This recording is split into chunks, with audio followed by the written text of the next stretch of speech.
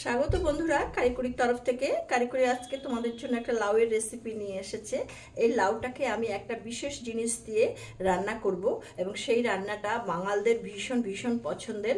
তো তোমরা দেখতে থাকো এই লাউটা দিয়ে আমি কি করি।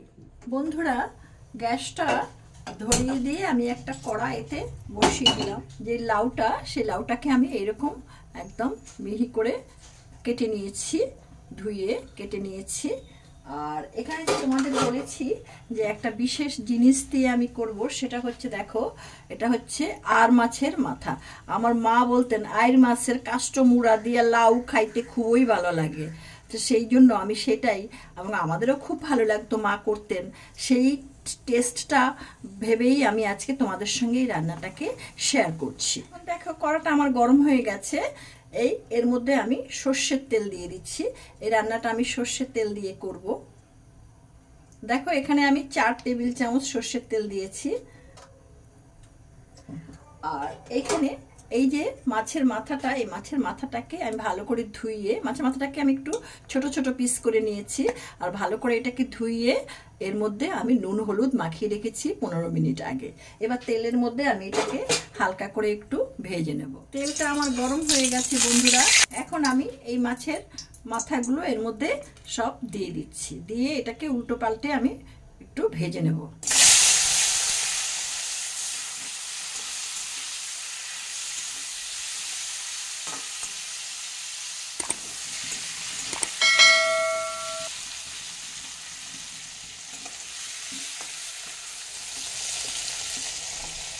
এর মধ্যে এখন আমি আরেকটু সর্ষের তেল দিয়ে দিলাম। এখন ফোড়নে দিয়ে দিচ্ছি 2টো শুকনো লঙ্কা আর 2টো তেজপাতা। তার সাথে দিয়ে দিচ্ছি অল্প একটু সাদা জিরে। ফোড়নটা আমার ভাজা হয়ে গেছে। এবার এই কুচনো লাউটা এর মধ্যে দিয়ে দিচ্ছি।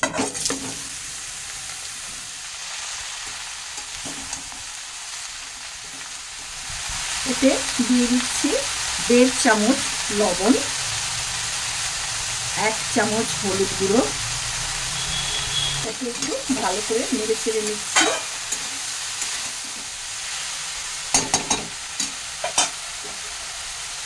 এখন এর সাথে দিয়ে দিচ্ছি আমি 6টা কাঁচা লঙ্কা কুচনো।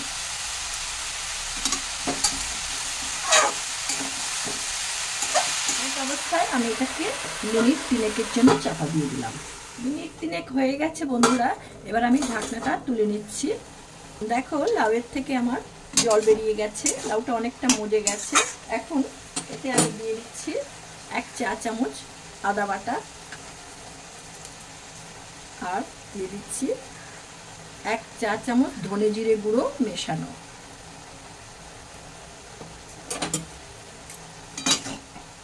এটাকে একটু নেড়ে চেড়ে দিচ্ছি সব জায়গায়, এই মশলাটাকে একটু মিশিয়ে নিচ্ছি।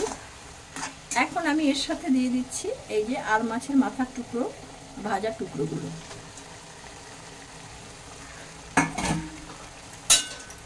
এবার এটাকে, মাথার টুকরোগুলোকে আমি ভালো করে মিশিয়ে দিচ্ছি নেড়ে চেড়ে।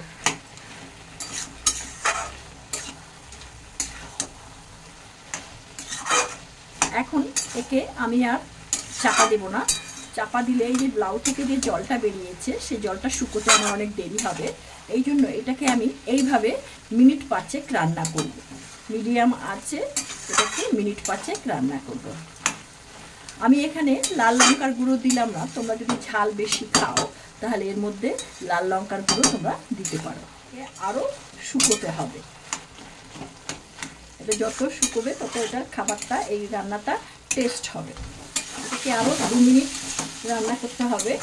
দেখো, এটা আমার প্রায় রান্না হয়ে গেছে। এখন এর মধ্যে আমি 1 চা চামচ মিষ্টি দিয়ে দিচ্ছি। এটা একটু মিষ্টি মিষ্টি হলে খেতে ভালোই লাগে। মিষ্টিটা তোমাদের ইচ্ছে মতো, পছন্দ মতো তোমরা দেবে।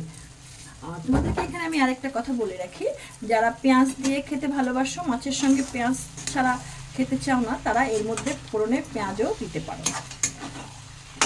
দেখো, আমার এটা মাখো মাখো হয়ে গেছে, জলটা প্রায় টেনেই গেছে। এখন আমি এতে একটু ধনেপাতা দিয়ে দিচ্ছি।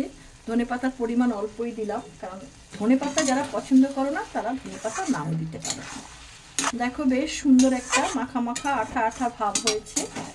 আর যদি লাউয়ের থেকে জল বেরিয়ে যায়, জল টানানো খুব কষ্টকর হয়, তাহলে আমার মাকে দেখতাম এর মধ্যে একটু আটা বা ময়দা গুঁড়ো অবস্থায় বা চালের গুঁড়ো উপর থেকে অল্প একটু ছড়িয়ে দিতে, তাহলে সেটা তাড়াতাড়ি মাখো মাখো হয়ে যায়। তো বন্ধুরা, হয়ে গেল আমার এই রান্নাটা। এবার আমি এটাকে নামিয়ে ফেলবো। দেখো, আমি তোমাদেরকে একটা প্লেটে এটাকে একটু নামিয়ে দেখাই। দেখো কি সুন্দর হয়েছে এবং বেশ একটা সুন্দর ফ্লেভারও বেরিয়েছে। দেখো, বেশ ভালো লাগছে। তোমরা এটা করে খাবে, না খেলে তোমরা বুঝতে পারবে না। এটা ভীষণ ভীষণ ভালো লাগে। আর এই শীতকালে যেমনি আর মাছ ভালো পাওয়া যায়, তেমনি লাউও ভালো পাওয়া যায়। তো এটাকে আমি পুরো এর মধ্যে সার্ভিং বোলে ঢেলে দিচ্ছি। হয়ে গেল বন্ধুরা আমার আর মাছের কাষ্ট মুড়া দিয়া লাউ। তো তোমরা তো দেখলে আমি এটাকে কিভাবে করলাম। তো তোমাদের যদি আমার আজকের এই ভিডিওটা ভালো লেগে থাকে, তাহলে আমার এই ভিডিওটাকে একটা লাইক করবে, বন্ধু বান্ধবদের সঙ্গে বেশি বেশি করে শেয়ার করবে। আর যারা আমার এই চ্যানেলটিতে নতুন, আমার চ্যানেলটিকে এখনো পর্যন্ত সাবস্ক্রাইব করোনি, তাদের কাছে আমার একান্ত অনুরোধ রইল চ্যানেলটিকে সাবস্ক্রাইব করবার জন্য। চ্যানেলটিকে সাবস্ক্রাইব করে বেল আইকনের অল অপশনটিকে তোমরা প্রেস করবে, তাহলে আমার পরবর্তী সমস্ত নোটিফিকেশন সবার আগে তোমাদের কাছে চলে যাবে। তোমরা দেখতে থাকো কারিকুরি আগামী দিন তোমাদের জন্য কি নিয়ে আসে। তোমরা ভালো থেকো, সুস্থ থেকো। দেখা হবে আবার আরেকদিন নতুন কোনো ভিডিও নিয়ে। ধন্যবাদ।